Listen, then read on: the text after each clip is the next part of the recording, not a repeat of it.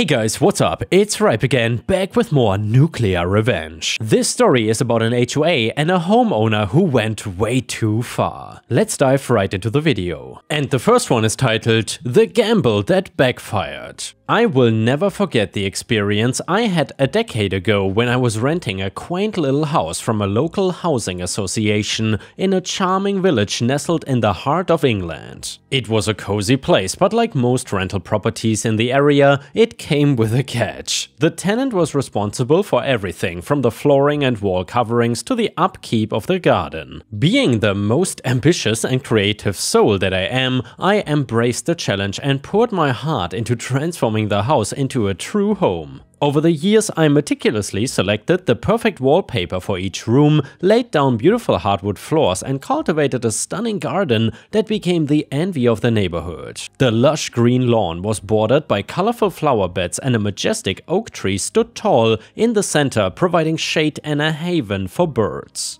I even built a spacious shed at the back, perfect for storing my gardening tools and outdoor furniture. When the time came for me to move on to a new chapter in my life, I reached out to the next tenant, a middle-aged woman named Olivia, to discuss the possibility of her purchasing some of the improvements I had made.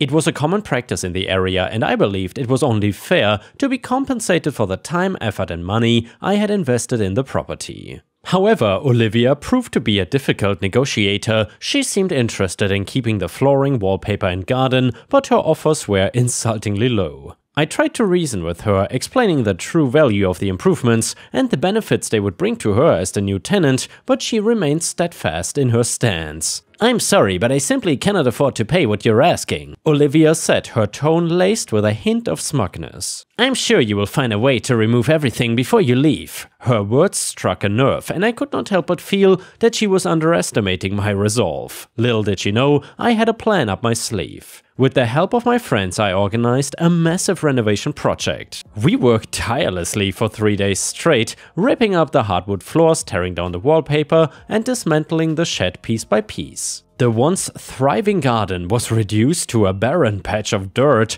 devoid of any greenery or life. Even the sturdy fence at the back of the property was removed, leaving nothing but a vast empty space. As I stood in the doorway, surveying the bare concrete floors, walls and the old, creaky wooden staircase, a sense of satisfaction washed over me. The kitchen had been stripped down to its bare essentials. The house now resembled a blank canvas ready for its new occupant to make their mark. With a final glance, I closed the door behind me, leaving the house and its memories in the past. Months later, I bumped into an old neighbor who still lived on the same street. She mentioned that Olivia had been quite shocked and dismayed upon moving into the house, confronted with the stark reality of her decision not to negotiate fairly. "I guess she learned a valuable lesson," my neighbor chuckled, shaking her head. "Sometimes it is better to invest in the good things that come your way." As I reflected on the experience, I couldn't help but feel a twinge of satisfaction. Olivia had gambled, thinking I would not go through the trouble of removing all the improvements, but she had severely underestimated my determination. In the end, her reluctance to find a middle ground had cost her the opportunity to enjoy the fruits of my labor. Looking back, I realized that the entire episode taught me a valuable lesson as well. It's important to stand up for what you believe is right and not let others take advantage of your hard work. And while it may have been a bittersweet victory, I knew that I had made the right decision in the end. And now, Ripe Stars, we will move on to the title story, which is from r/Nuclearrevenge. And of course, a little trigger warning here, these Nuclearrevenge stories are a little bit extreme, and in this case even involve dead people. So if you don't want to hear that, then please move on to the next story by clicking on the timeline. This story is titled, I Killed the HOA President After He Stole My House. Okay, just to start things off, it was not actually me that killed the HOA President, but instead one of my neighbors. His name was Greg. And this event shook everybody that was living in the area at the time. Greg lived here even before I did, but it must have been an HOA neighborhood for a long time, because when I bought my house there was a mandatory sign-in for it. Greg was also a member of the HOA, but we had one of those pretty relaxed HOAs that collected fees and really did not do anything. They adopted the do-nothing method sometimes found in politics, where there's technically a governing body, but it can be easy to forget. Like, who can even remember who was on the last election ballot for something like school board director? In about 2003, the HOA president stepped down and a lot of other board members took that opportunity to leave as well. We got not only almost all new people, but a whole new attitude that they came with. The new president decided that everything was a little too relaxed and needed some serious structure. Honestly, the way he spoke, you would think that the streets were filled with drugs and gangs, when it was in reality just a pretty generic place. People went to work, kids went to school, etc. Boring might be a good word to describe how things were. What the president was actually talking about was that HOA rules were not that strictly enforced, and unless somebody was gonna try and do something crazy, they mostly let it slide. My best parallel for this would be like somebody jaywalking. Technically illegal, but usually you are not gonna get stopped and given a ticket for it. This new guy decided every small infraction was a problem and started going through the book and passing out fines to nearly everybody. Even I got one for the paint on my front door being a little cracked and not maintaining a proper home. I forgot exactly what I did, but I know that I did repaint the door. If I ended up needing to pay the fine, it's something I cannot remember. Most people were like me and didn't want to fight about small things and instead just appeased them to keep the HOA off our back. We all were under the assumption that he was just trying to act big and would calm down after a few months in the position. That did not exactly happen though, but I will get more on the crazy things he did a little bit later, because I feel like I've rambled long enough without even talking about the main guy of the story, Greg.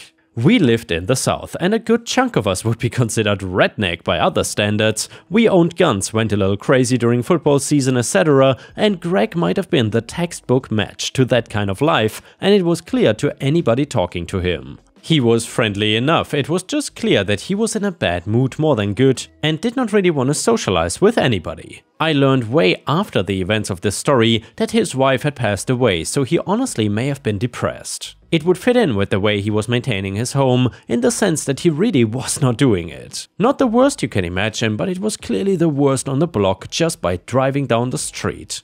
He had one of his gutters broken and kind of hanging down from his roof for starters. Not to mention the entire house needed a paint job and he had a covering on part of the roof where I assume some roof tiles were just missing. His grass was not overgrown exactly, but he had a lot of dead patches all over the place. It did not look good, but nobody really cared that lived there. We just knew that was Greg and he was a messy and not very well put together guy. Like, at every family reunion there is that one uncle or cousin that drinks way too much and makes things uncomfortable. But actually does not mean any harm to anybody. That was the Greg that everybody knew and most that we even knew about him. You can guess how the HOA president felt about how he was keeping his house and yard looking. Knowing this guy, my guess was Greg got an individual fine for everything and told you, make it to the standards of the HOA. I did notice that his gutter got fixed and it seemed like some seats got put down on the yard. I know the fines did not get paid because I could hear Greg and the HOA president screaming at each other one day out in the street.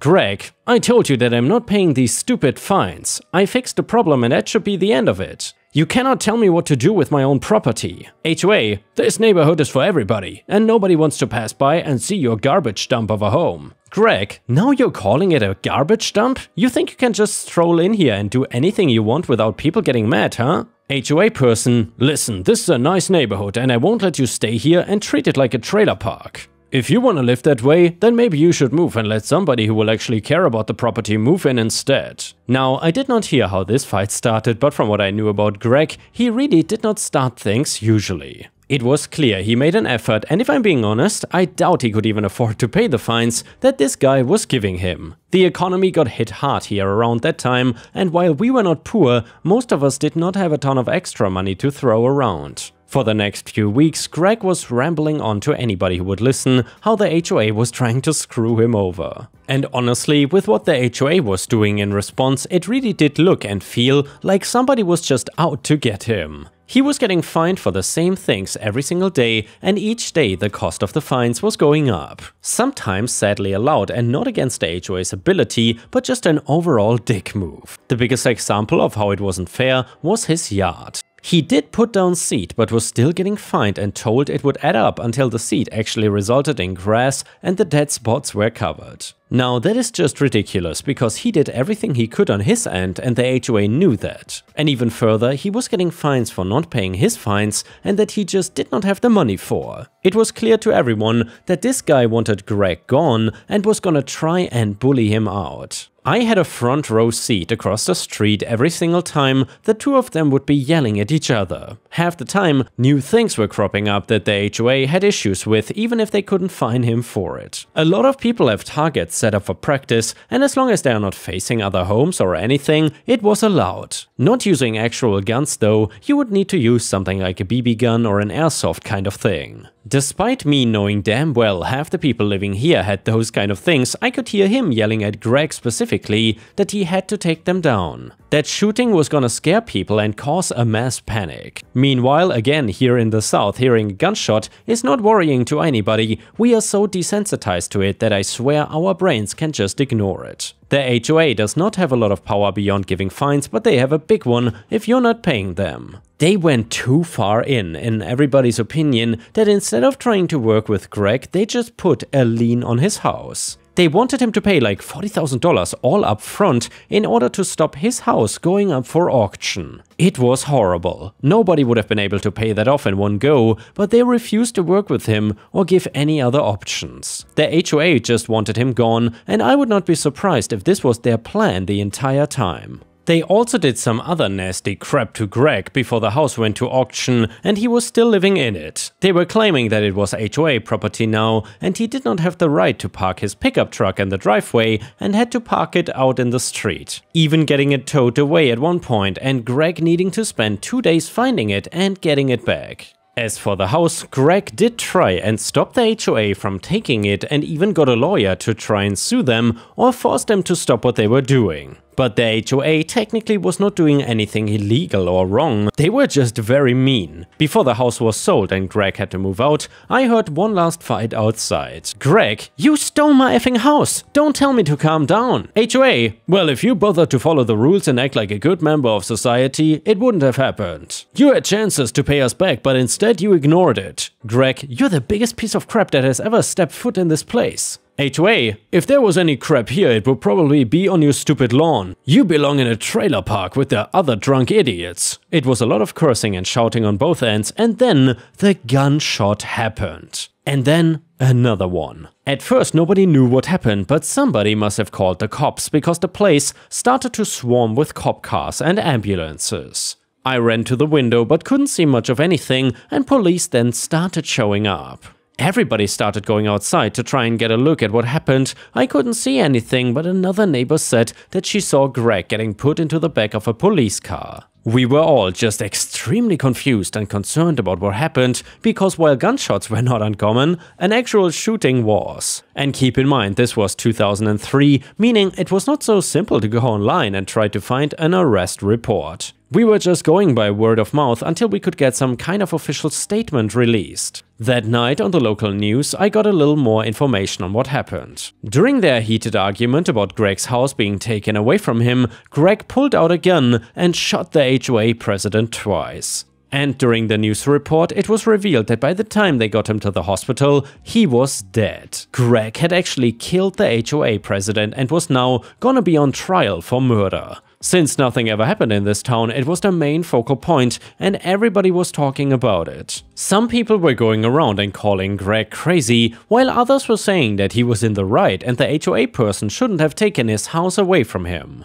Every single person had an opinion in theory. Just when it would die down, another news report or trial date would be revealed. And then it would start everything up again. Every piece of the trial was big news and zeroed in on. Some details are a little fuzzy now in my memory, but some will probably be with me the rest of my life. Instead of pleading guilty and accepting a prison sentence, Greg wanted to fight the charge in court, claiming that he was defending himself and his property. The main part of his side of the trial was that the HOA president had stolen his house and he was just trying to defend himself and his land. That he was just at home minding his own business when the HOA president came over and started demanding to be let in to do an inspection and some measuring. Greg tried to deny entry, and that was when all the fighting and shouting started. Greg claimed that the president pushed him and was trying to force his way into the home. And that was when he pulled out his gun and shot him in defense.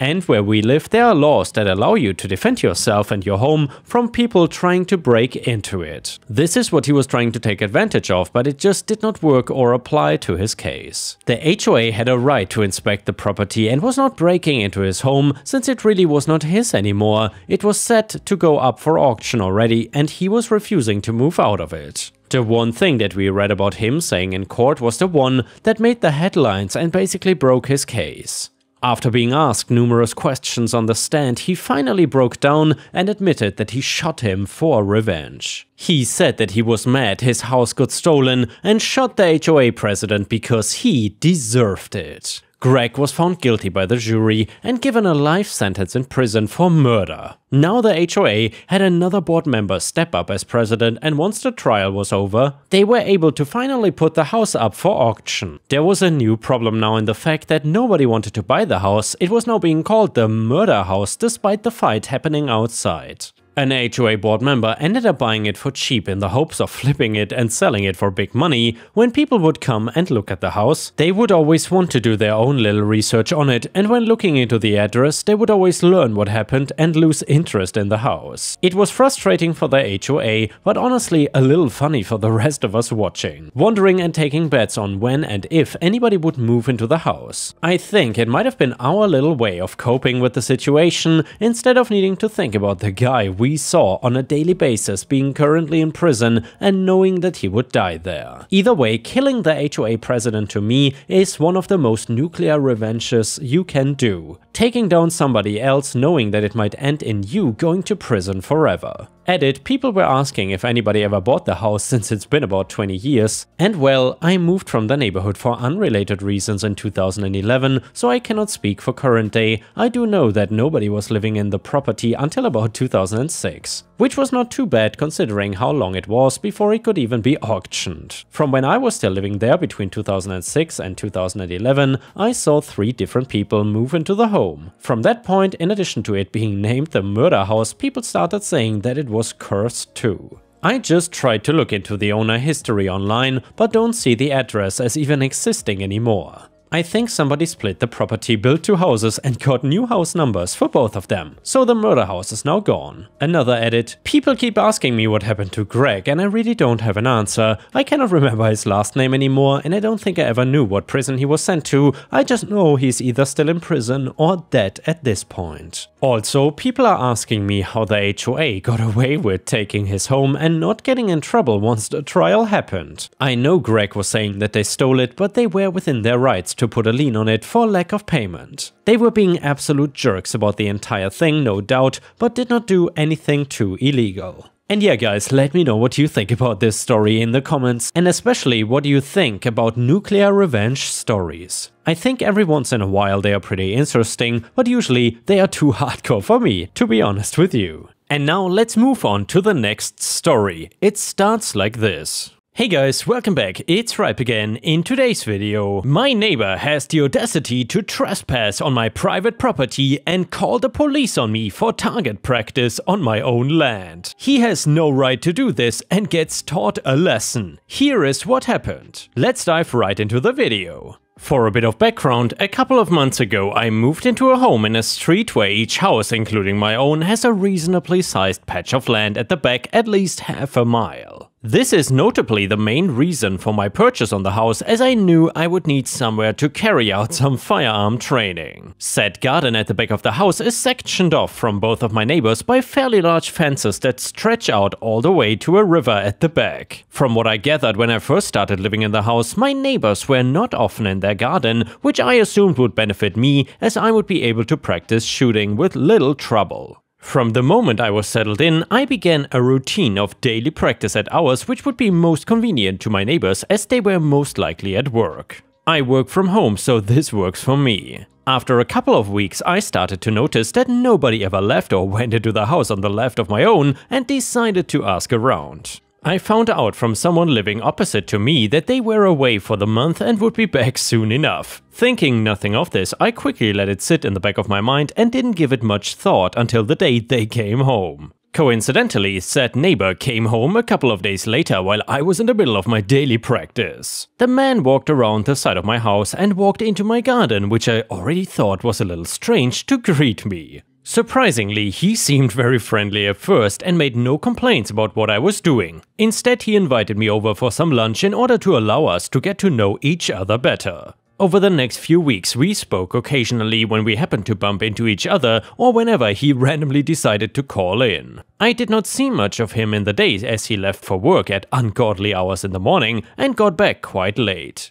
That is, until one day I started seeing more and more of him in the day and eventually went over and asked why he was around more in a less abrupt manner, of course. He said that his office was downsizing and needed some people to work at home, and he volunteered. In that same conversation, he noted how my firearm practice was, and I quote, rude and obnoxious. Who knows how shooting a gun can be rude, but it was his words, not mine. I was quite shocked by his statement considering how friendly he had seemed in the past couple of weeks. I could tell that was my cue to leave and went back to home shortly after. For the sake of avoiding conflict, I took a break from practicing for a few days, hoping that maybe his outburst was the result of a lack of sleep or stress over work and would soothe over. Sadly though, I was wrong. The first time I started practicing again, it took less than 10 minutes before he stormed over and barged right through my garden door, demanding I stop what I was doing. I quite rightly told him that I was legally allowed to shoot my own firearm on my own property as much as I pleased. He tried using the excuse that it was dangerous and I could hurt someone, but I quickly pointed out that it was not aimed anywhere near either of the fences to other people's gardens and there was nobody on the other side of the river to potentially get hurt. I could see his face going bright red before he stormed away, slamming my gate shut behind him. I would like to point out that I use a silencer on any of the firearms that I practice with, and although it is still loud, it's barely much noise to kick up a fuss about, especially for the short amount of time I practice for. That night, as I was going to sleep, I heard the sound of a chainsaw turning on, and I quickly jumped out of bed to see what was going on. Looking out of my window, I saw my neighbor trimming his hedges with said chainsaw. He looked up at my window and smirked, and I immediately knew he was doing it to try and get back at me for my target practice. Not wanting to give him the satisfaction, I grabbed some earplugs and went to sleep. This carried on for the next few days, me practicing in my garden and him storming in to give me a piece of his mind. And by the way, Ripe Stars, I would have already called the police on this stupid neighbor for trespassing, but let me know what you would have done already. Anyway, I did keep reminding him that he was trespassing on my land every time he did so, but he didn't seem to care and insisted that I was always the one in the wrong. He also carried on with the chainsaw thing, which began to upset the other neighbors understandably, and although he tried to turn it on me when they confronted him, he ended up developing a bit of a reputation as the street grump because of it. On one of the days after I had finished with my shooting for the day and was trying to carry on with some work while my anger subsided slightly, I got a call from my boss who I could tell was angry the moment I picked up the phone. He was shouting at me and claiming that I had purposefully leaked some private info about the company. Dumbfounded, I obviously denied the accusation and pressed for more details. After a while, I was able to conclude that my neighbor had figured out where I worked and rang up to try and get me into trouble, claiming that I had openly showed him some private info about some of my clients. It took me half an hour of talking to my boss for him to finally understand what happened and acknowledge that it was nothing but a lie. Seething, I stormed out of my house and straight over to my neighbors, who was smugly ready to open the door before I could even knock. I wasted no time and began yelling at him, telling him how childish and immature he was being simply because he couldn't get his way. He told me that he had done nothing wrong and was simply looking out for the community. I could not take any more and stormed back off to my house, where I practically slammed the door off its hinges. The next day I decided I was not gonna let him get the better of me, and although perhaps petty on my behalf, I started target practice earlier in the day and I made sure I was slightly closer to his fence than usual. Unlike most days where he would come home storming into my garden in a matter of minutes, this time roughly 20 minutes had passed and I had seen no sign of him. That's when I heard the police sirens. They got louder and then I heard them stop right outside of my house. 2 police officers through the gate to my garden being led by my neighbor. They were both holding guns and I immediately put my own firearm down for obvious reasons. They informed me that my neighbor had called to inform them that I was practicing with my gun out in the street most days and without a permit to carry firearms. Aghast but not surprised by the lies, I very quickly told them that I have and will never practice shooting on public property and I only ever do so in my own garden, making sure to add the details of the constant trespassing by my neighbor. I then told them that I was getting my firearm license and slowly reached into my pocket to hand it to them. They handed it back to me and apologized for the inconvenience, causing my neighbor's face to heat up and morph into one of pure anger and resentment. In what felt like a flash, he had dived straight for me, knocking me onto the floor with all of his weight. Just before he could do any further damage, the police hauled him to his feet and took him around the front to their car. He was quickly put in handcuffs and shoved into the back seat. They apologized again and asked if I wanted to press charges. If he hadn't caused such inconvenience and meddling into my personal life, maybe I would have said no. But he did. So I said yes and pressed charges, and they told me that they would call around in a few days to iron out the details. The whole situation has left me feeling kind of uneasy, so I thought sharing my story might make me feel better. Update to the story. So since sharing my story with you all, I've had some interesting developments. Firstly, my neighbor was arrested and charged with assault for attacking me. He had to pay a fine and now has a criminal record. Secondly, he was also charged with trespassing and making false claims to the police. This resulted in him having to pay a fine and do community service. On top of all of this, he was ordered by the court to stay away from my property and not contact me in any way. It's such a relief to know that I can now go about my daily routine without any fear of being harassed or attacked by him. In addition to this, I've also received a lot of support from my other neighbors who were not aware of the situation before. They have all expressed their disgust at his behavior and have offered to help me in any way they can. It's really nice to know that I have such great neighbors who are willing to stand by me in times of need. Finally, I've taken steps to ensure that something like this doesn't happen again in the future. I have installed CCTV cameras around my property and have also put up signs warning people that the area is under surveillance. This should act as a deterrent to anyone who may be thinking about trespassing on my property or causing trouble. And yeah, Ripe Stars, props to OP for handling the situation like this.